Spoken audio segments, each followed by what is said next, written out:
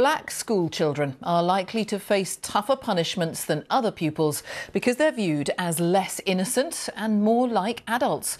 A new report from the Commission on Young Lives in England says a racial bias known as adultification means black children have lower levels of safeguarding.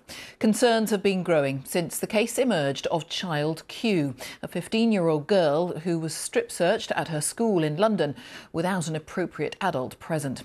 Our community affairs correspondent Adina Campbell has this report.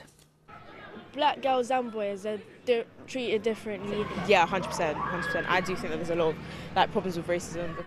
In South London, these teenagers say the way they look affects their experiences in and out of school. A few days ago, I got stopped and searched. Did you understand the nature of the search? Did they kind of go through why they stopped you and explained? No, I asked for the police station, the name. They didn't give me nothing and just left. This is their reality.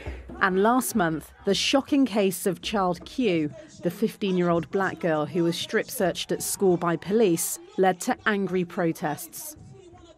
This case yet again adds to the wider issue of how black people are treated by the authorities in this country, exposing more resentment, more fear and more mistrust in places where young people should feel safe.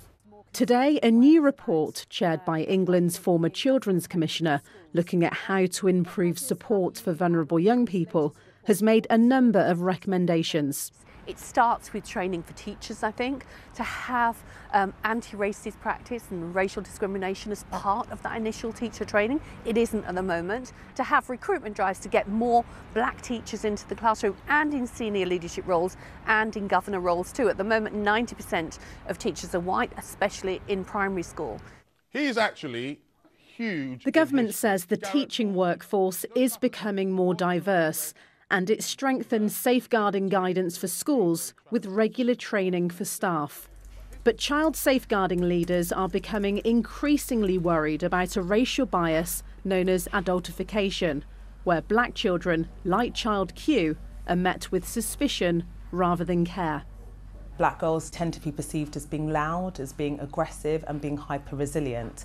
So if we want to, again, explore the adultification of black girls, let's look at the history. We have to root it within, or place it within, slavery and colonialism. These mums, who are also local authority and school governors, say everyone has a responsibility.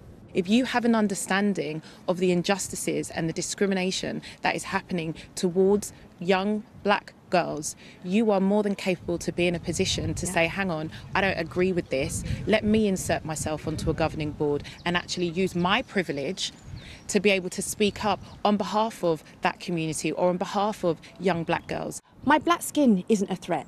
Their black skin isn't a threat. Her tears are just as important as your tears.